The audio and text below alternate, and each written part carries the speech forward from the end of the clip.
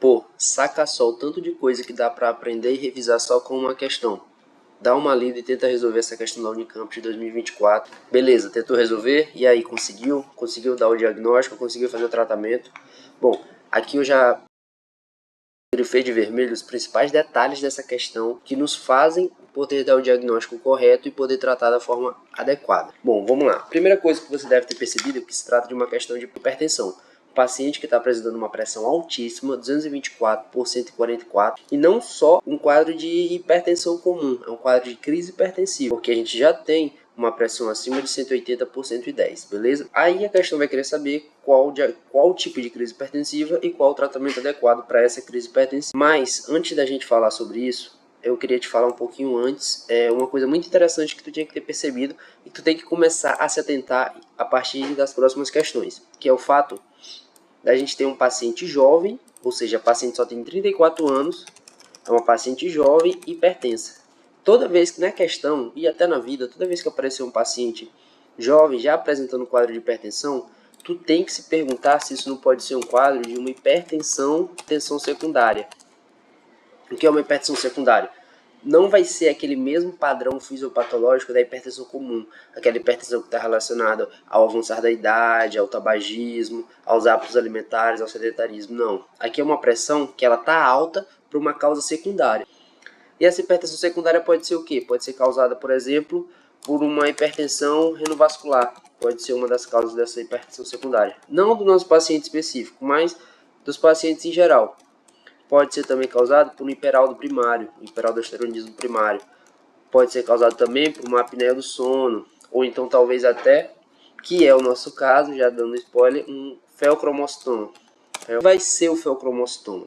Na nossa adrenal, a gente tem duas divisões teciduais. A gente tem o córtex da adrenal e a gente tem a medula adrenal. Especificamente, a medula vai ser responsável pela produção de catecolaminas, adrenalina e noradrenalina. Mas aí o que acontece no feocromostoma? No feocromostoma, a gente vai acabar tendo um tumor nas células presentes dessa medula. E esse tumor vai ser responsável por acabar estimulando a medula a produzir muito mais adrenalina. E aí o que vai acontecer? Com esse tumor estimulando a produção de adrenalina, essa adrenalina vai cair na corrente sanguínea e vai fazer o seu papel de adrenalina. Ou seja, vai aumentar de forma muito drástica os níveis adrenérgicos desse paciente. Então ele vai ter aumento dos níveis de glicose, vai ter redução do fluxo sanguíneo para o trato gastrointestinal, vai ter aumento dos batimentos cardíacos e, que é o nosso caso, aumento da pressão arterial. Ou seja, a adrenalina deixando aquele paciente constantemente naquele estado de luta ou fuga. Esse estado de luta ou fuga vai gerar uma crise adrenérgica nesse paciente que, nas provas, vai sempre, ou quase sempre, se caracterizar por uma tríade clássica do feocromostoma, que é composta por cefaleia, palpitações e sudorese. Isso aqui é a tríade clássica do feocromostoma.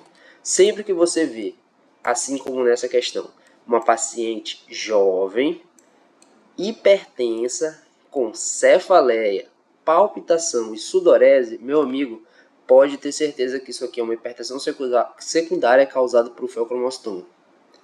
Beleza, a gente já sabe a etiologia dessa pressão, mas aí, esse feocromostoma nessa paciente não ficou ali elevando a pressão só um pouco não, ele fez uma crise adrenérgica braba, a pressão dela está muito alta mesmo. Quando a gente tem uma pressão que passa de 180 por 110, por 120 na verdade, 110 a 120 na diastólica, por que a gente diz que a partir daí já é uma crise hipertensiva? Porque é a partir desses valores que a gente tem que sempre investigar no nosso paciente a presença de lesões de órgão-alvo. Porque uma pressão acima desses valores já é alto bastante para poder comprometer o funcionamento adequado dos órgãos principais do nosso corpo. Coração, rim, cérebro. Correto? E aí, a gente tem que investigar se essa paciente está apresentando essas lesões de órgão-alvo. Bom, só para ficar bem organizado, então, como a gente tem uma pressão muito alta, a gente está diante de uma crise hipertensiva. Aí essa crise hipertensiva, ela vai ter que ser caracterizada. Ela pode ser primeiramente uma urgência hipertensiva, quando a gente já tem a pressão acima de 180 por 120, correto? Quando a pressão passa disso, a gente já caracteriza ela como crise hipertensiva e especificamente uma urgência hipertensiva.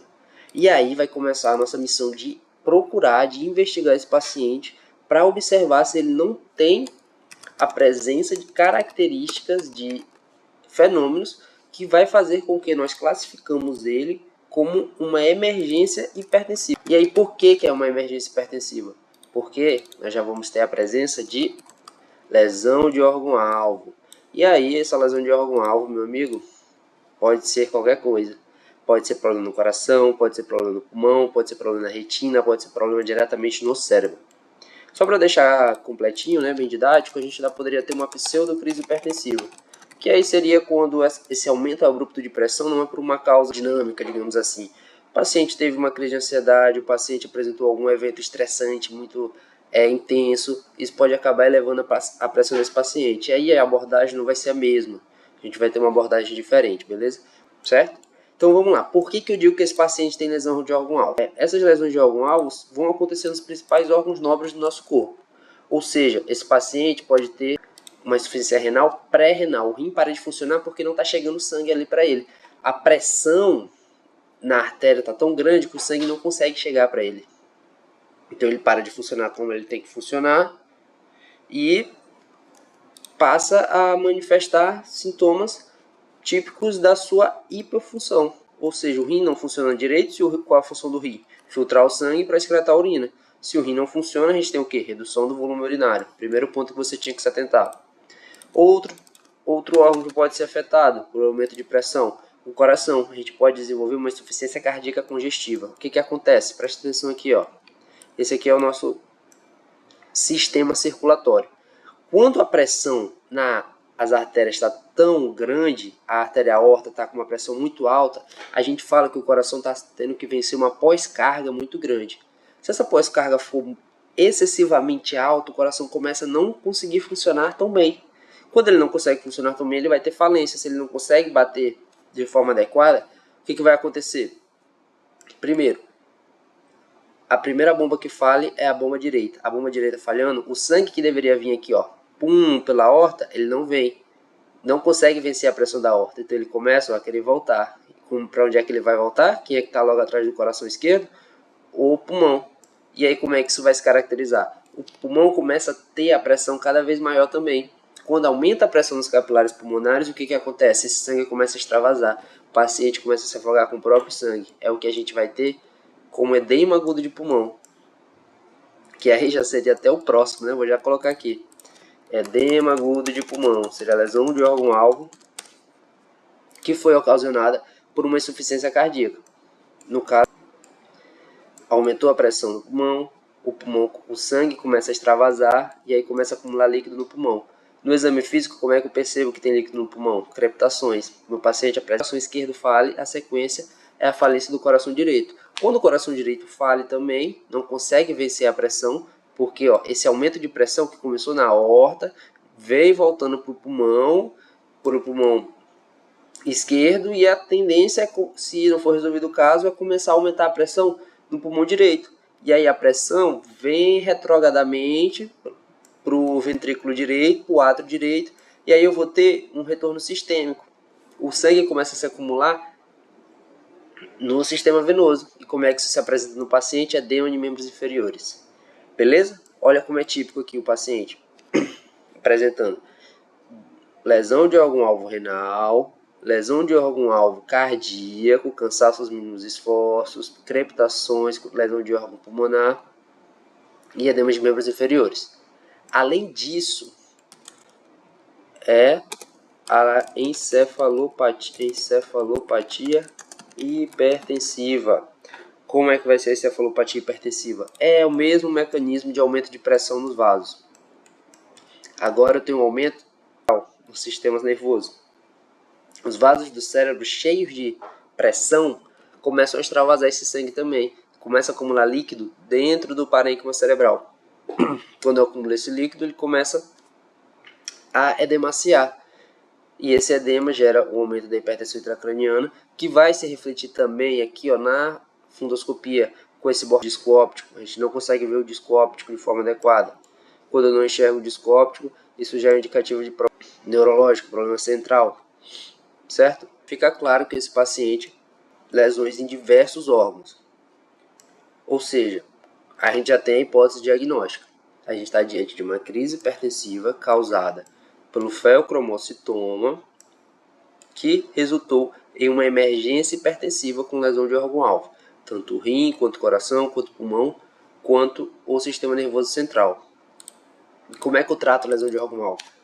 Não posso fazer medicação oral, porque essa pressão tem que ser abaixada de forma rigorosa, de forma mais intensa, para poder aliviar essa sobrecarga que todos os órgãos estão passando. Então eu vou ter que fazer o que? Vaso venoso. E qual é o principal vasodilatador venoso que a gente tem para as emergências hipertensivas? É o nitroprussiato de sódio, o famoso Tridil. Beleza? Então era essa que tinha que ser nossa resposta. Nossa resposta é nitroprussiato de sódio, Iprid. Show, galera? E aí, ainda um extra para vocês, a ampola de nitroprussiato de sódio tem uma concentração de 50 mg em 2 ml, ou seja, 25 mg por ml, mas a ampola vem 2 ml. Como é que a gente faria a diluição dele? A gente pegaria uma ampola, que tem 2 ml, e diluiria ela em 248 ml de soro glicosado a 5%, por exemplo. Dessa forma, a gente teria uma concentração de 50 mg em 250 ml, certo? Se a gente dividir isso, a gente vai ter um valor, uma concentração de 0,2 mg por ml. Para ficar melhor de manejar, a gente aumenta umas casas decimais e deixa 200 microgramas por ml. Essa é a nossa concentração final de nitroprussiato de sódio. Aí a gente vai fazer isso em bomba de fusão. Então, continua para se fazer EV em BIC. A partir daí pode-se começar uma taxa de vazão de 3 ml hora, por exemplo. E aí vai se avaliando o paciente, vai se analisando a necessidade de aumentando essa dose. Vai se titulando conforme a resposta do paciente. Certo, galera? Então, basicamente é isso, uma questão muito interessante, onde a gente conseguiu revisar conceitos de hipertensão secundária, conceitos de classificação de crise hipertensiva e também lesões de órgão-alvo, além de, claro, o tratamento com nitroprussiato de sódio e ainda de quebra, uma prescriçãozinha. Show de bola? É isso aí, valeu, se gostou, dê like, se inscreva no canal, tamo junto!